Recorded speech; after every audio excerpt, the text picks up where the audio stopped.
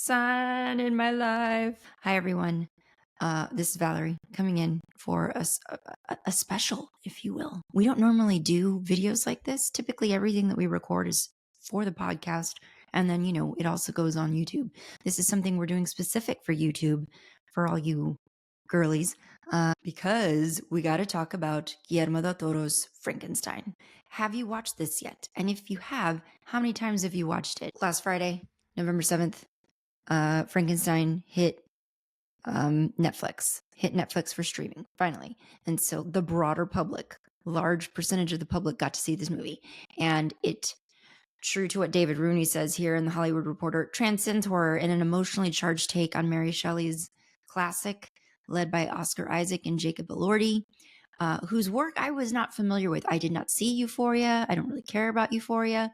I knew of him, knew he's extremely pretty to look at, and probably had some skills, but had not myself seen a performance by him. And wow, he did a beautiful job, as did everybody else in the film. This movie has been Del Toro's long-awaited opus for like all of his professional creative life and probably much of his youth as well.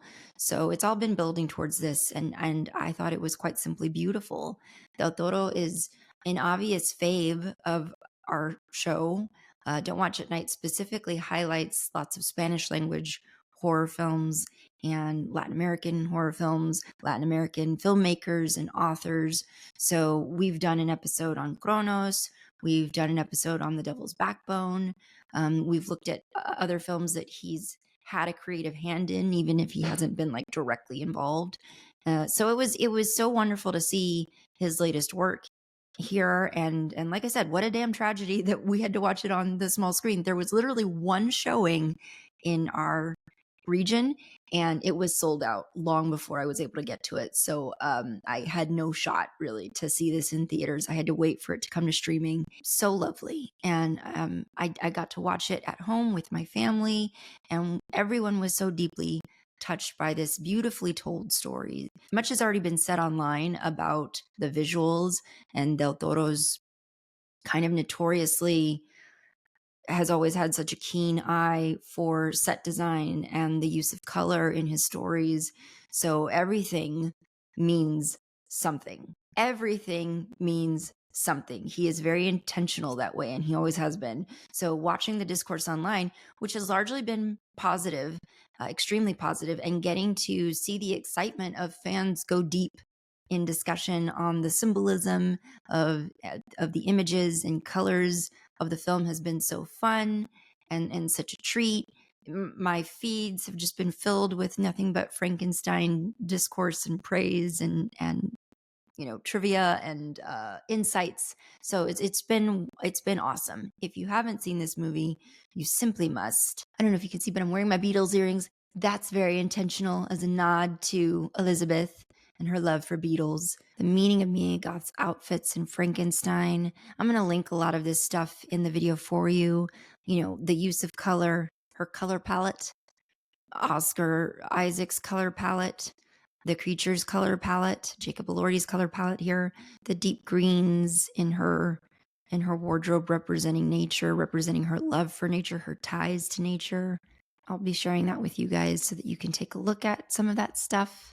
I'll be sharing that Hollywood Reporter review. So that's it. That's all I've got. I just wanted to come on here and tell you what a beautiful movie this was. We don't necessarily plan to do like a full episode on this film. I don't think. Maybe. Never say never. I don't know if Veronica's seen it yet. I haven't talked to her about it, but I am coming on here to tell you I loved it. I will be watching it again. I went to the Netflix shop.